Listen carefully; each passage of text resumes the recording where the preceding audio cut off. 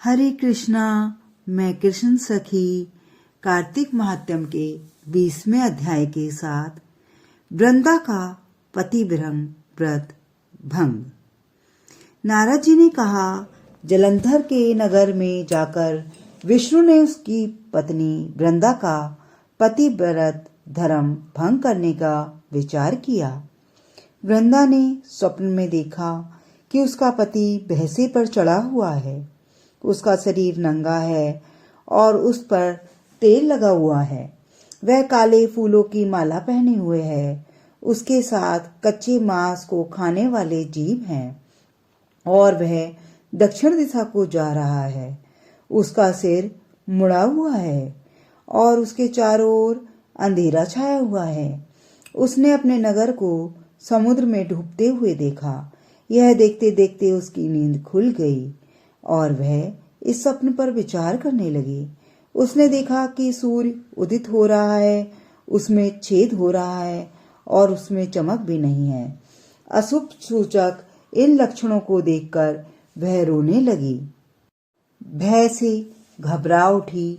उसका ना नगर में मन लगा, ना अटारी पर चढ़कर शांति मिली। तब वह देवी सखियों को साथ लेकर नगर के समीप वाले उपवन में गईं। भयभीत हुई वह दर दर घूमने लगी, पर कहीं शांति न मिल सकी। इसके बाद वह दूसरे उपवन में गईं, पर उन्हें वहां भी शांति नहीं मिली। इसके बाद वृंदा ने भयानक रूप वाले 2 राक्षसों को देखा। उनके मुख सिंह के समान थे और उनकी दाढ़ें और नेत्र अत्यंत भयानक थे। उनको देखकर घबराकर वह भागने लगी।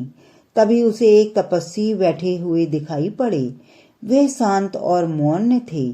शिष भी उनके पास था। राक्षसों के डर से वह बहुत डरी हुई थी।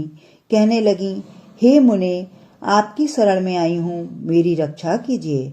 राक्षसों द्वारा खदेड़ी गई उस वृंदा को देखकर तपस्वी ने उन दोनों भयानक राक्षसों को अपने हुंकार से भगा दिया। जब वृंदा ने देखा कि तपस्वी के हुंकार से डरकर राक्षस भाग गए हैं, तब उसने दंडवत प्रणाम करके कहा, हे कृपा निधि, आपने इस महाभय से मेरी रक्षा की है। अब मैं कुछ प्रार्थना करना चाहती हूँ, कृपया आप सुने। प्रभु, मेरा पति जलंधर शिव के साथ युद्ध करने के लिए गए हैं। कृपया करके मुझे उनका समाचार बताइए कि वह किस स्थिति में है। तपस्वी ने वृंदा की बात को सुनकर ऊपर की ओर देखा। इतने में 2 बंदर वहां आ गए और तपस्वी को प्रणाम कर उनके आगे खड़े हो गए। तपस्वी की भौं के संकेत से दोनों बंदर आकाश में चले गए और आधे ही क्षण में पुनः आकर मुनि के सामने उपस्थित हो गए। वे बानर जलंधर का सिर और धड़ लिए हुए थे। यह देखकर वृंदा पति की मृत्यु से दुखी और मूर्छित होकर भूमि पर गिर पड़ी।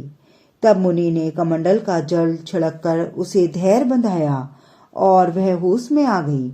वह अपने मस्तक को पति के मस्तक पर रखकर दुखी होकर रोने लगी।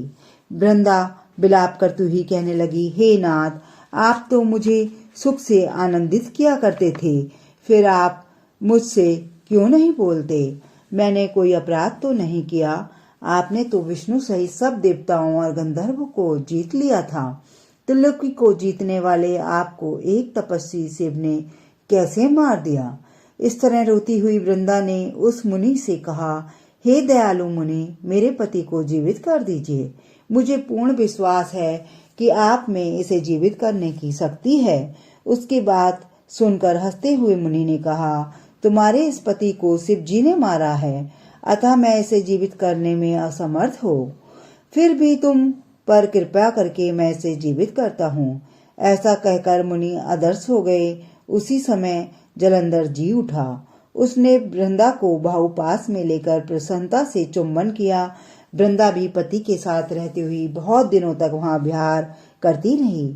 एक बार जब वह भोग विलास में लिप्त थी, तो भोग के अंत में उसने देखा कि उसके साथ भोग करने वाला जलंधर नहीं, विष्णु है।